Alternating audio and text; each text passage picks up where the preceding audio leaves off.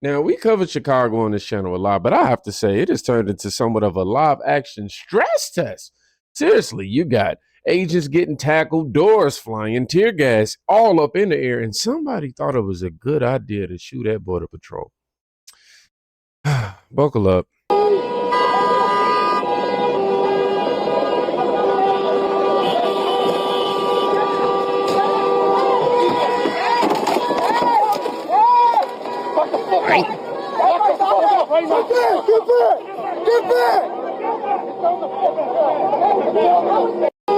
Yeah, all right. This is where Chicago's whole day went sideways. She tries to slam a door into a DHS agent like it was going to end cute. It didn't, obviously, right? The ground caught her faster than the agent even could. We all know Chicago's gravity is undefeated. Now, listen, this is federal law enforcement. The door is not your debate podium, all right? Once you swing on an agent, you're not protesting anymore. You're volunteering for instant community service on the pavement. And if you think that was the wildest thing that happened, you must be new here. Right now, a manhunt is underway in Chicago for the suspect who shot at Border Patrol agents in broad daylight yesterday. It happened while officers were conducting immigration enforcement operations. Anti-ICE protesters also throwing a paint can and bricks at Border Patrol's vehicles during the chaos you're seeing on your screen now. Former federal prosecutor and former acting ICE director Jonathan Fahey joining us now. And Jonathan, this is really an unbelievable scene, perhaps not surprising because of the anti-ICE rhetoric we keep hearing from the leaders in that state, from Mayor Johnson to Governor Pritzker. But yet the fact that now this suspect is at large that fired shots, it's very concerning. Yeah, this is very concerning, and you're right when you're talking about the rhetoric. This is so outrageous because how bad do things have to be before the leaders in the Democratic Party, particularly people like J.B. Pritzker, can step up and be adults and tell people to calm down and let ICE do their job, because ICE is the one that is doing what they're required to do. These politicians are at least encouraging or tacitly encouraging violence because that's in their political interest. It's so shameful, and I am, very worried that we're going to have something horrible happen that could be preventable. But yeah, they need to catch this person, lock them up, throw away the keys, because this cannot happen any longer. Hey, Jonathan, what really stood out, unbelievable to me, was that while we know that the threats against ICE and Border Patrol are at a 8,000% increased risk, you had city aldermen out there in that chaos, live streaming it to social media, saying that this is unconstitutional. But yet, at the end of the day, and I rode along in Chicago on Operation Midway Blitz on the first couple of days, they were taking convicted child rapists, murderers, and criminal illegal aliens off the streets. But yet, they're out there saying that this should not happen. Yeah, you're exactly right. They're always maligning ICE agents for their political benefit. It's really, they're basically political cheap shot artists, because that's what they need to do to advance themselves politically, as oppose ICE. But these ICE agents are doing the work that is making all of us safer. You had in Houston earlier this week, an ICE agent was severely injured arresting a sexual offender, sex predator. So they are really doing so many things to make us safer. And these politicians, they're not only getting in the way of them doing that, they're making their jobs more dangerous. And I have to go back, you have people like J.B. Pritzker, Gavin Newsom, they are using this to elevate themselves politically.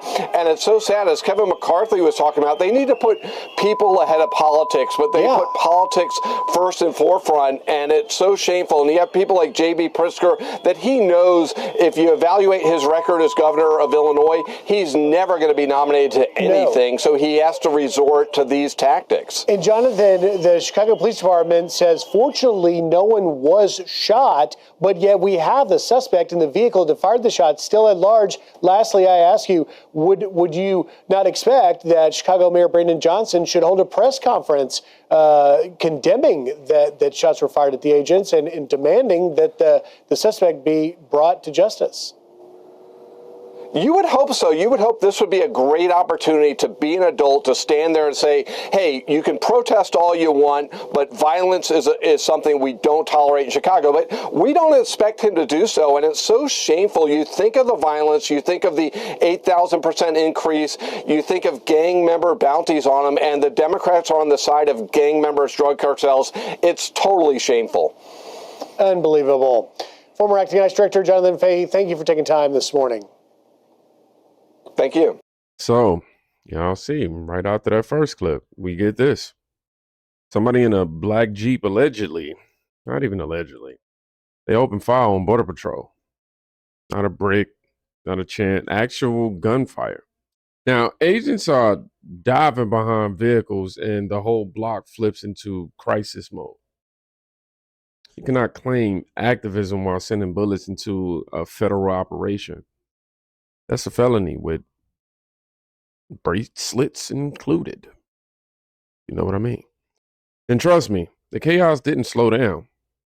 If anything, it actually leveled up. Hey, just get over.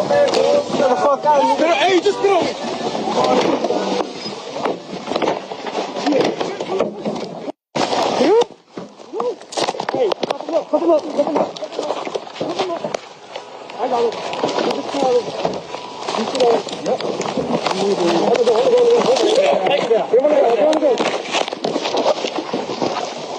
Hold on. Kick it. He's kicking. Well, I'm not even kicking. Keep going.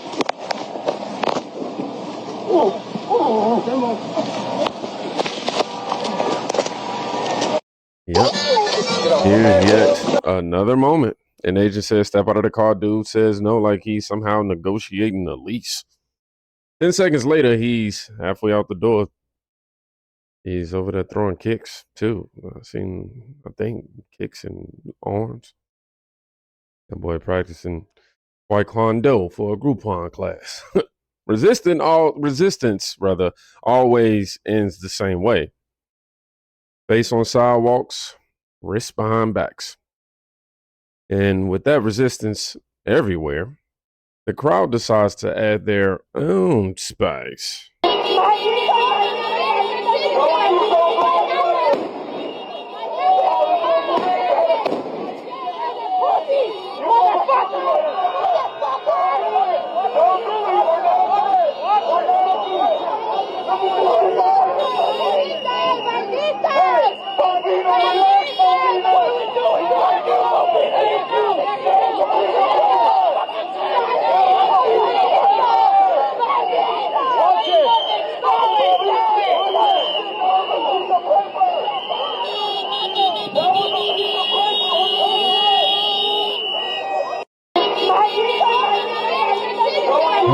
Protesters box in the vehicles, surround the agent, scream, again, block, shove, and boom. Gas hits the air. People forget. If you trap law enforcement inside their cars, they're not just going to sit there waiting on your motivational speech. You box them in.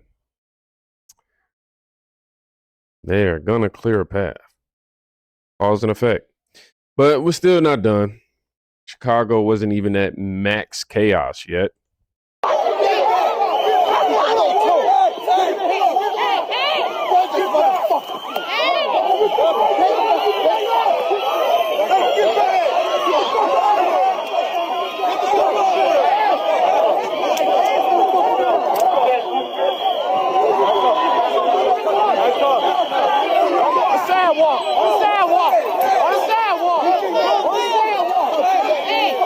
Get back.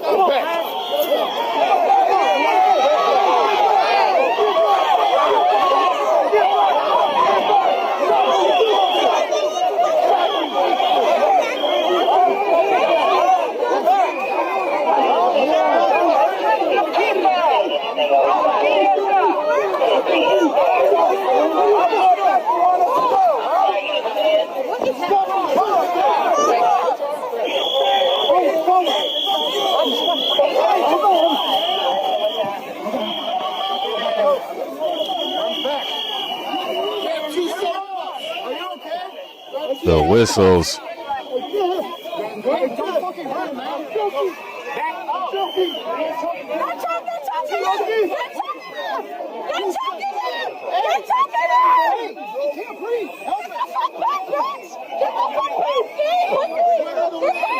Then riot gear shows up. You can see it. Tackles, scuffles, people getting dragged out of the crowds. This is what happened when city policies say sanctuary and federal policies say enforcement. Everybody gets a promise until both sets of promises collide on the same block. And if you're wondering where all this energy came from, here's your answer right here. To alert our neighbors that ICE and the modern day Nazis are coming to tear our families apart. And to those who enable this cruelty, we condemn you. We condemn Christy Noem, Greg Bombino. We condemn every politician, every agent, every single American who stays silent watching children who are being caged, people who are being murdered by these ICE agents. But hear me now, and hear me clearly. With the blood of Emiliano Zapata, Pancho Villa running through my veins, I will never live on my knees for a fucking clown. Siempre, unity, victory, always. And for my Latino brothers and sisters, this administration has launched a war against people that are my color. Not because we're criminal, just because we're brown. And it's okay, because we know how to fight back. And we are not scared. And if they bring 100 of them, we're gonna bring out 1,000 of us. If they bring out 1,000 of them, we will bring 10,000 of us. We will fight back at every minute and every moment. In Little Village, they came to terrorize us and it put fear in my community, and we said, fuck you, fuck you. You will not terrorize my community, because we are an organized community. We will fight, and fight every day and every moment of our lives, because this is a war, ladies and gentlemen. This is a war that has been launched against my community just because of our color, and fuck them and their policies. This speech right here is the gasoline. War. Thousands, 10,000s. Fight back. You hype it like a battlefield. The street will act like one. Leaders talk big. Well, leaders talk big, right? But it's regular people who end up eating the consequences when the temperatures rise. Now, let's zoom out, because the pressure didn't just come from the streets. It definitely came from policy too. The clock is set to run out for 250,000 Venezuelans in the United States who have temporary protected status. Now, this federal program allows migrants from unstable countries to live and work legally in the United States. But those protections will become a thing of the past. They will disappear just before midnight. CBS News Miami's Yvonne Taylor spoke to a woman who says she is worried about her future. These 260,000 Venezuelans will lose their status, their work permit, and their driver's license. And for the first time, while putting together this story, people that I'd reach out to for an interview did not respond. And two of them told me, I can't talk. My family and myself, we are desperate because this happened so fast. This Venezuelan woman with TPS, and who we will call Maria, spoke to us under the condition of anonymity. I feel persecuted. I am shocked. I don't know how my next week will be. She is one of 260,000 Venezuelans who live and work in the United States as beneficiaries of temporary protected status. But Friday before midnight, they will become undocumented immigrants. Scared because I see in the news that ICE will take you. On October 3rd, the Supreme Court sided with the federal government and ruled that 350,000 Venezuelans should lose their deportation protection. The decision will now affect another 260,000 whose TPS expires November 7th. Maria and thousands like her do not have any other legal protection in the U.S. TPS gone. Work permits expiring. Court's ruling or court rulings slacking, hundreds of thousands losing status overnight. Yeah, that stress hits communities hard. Protests grow, fear spreads, and everything spills out into the open. You can feel bad for the families and still say violence, blocking cars, and shooting at agents is not the way. This whole, take the higher road route. All right, let me land this real quick. This is what happens when a system breaks down on every level at the same time. Policy, leadership, pressure, emotions, and misinformation all collide in one neighborhood. People are scared. People are angry. And nobody's listening to anybody. We're listening, but point is, if you came here illegally, what is there to talk about, right? But the second it turns into fists, doors, and bullets or tear gas, the message gets drowned out. It just drowns out by the madness.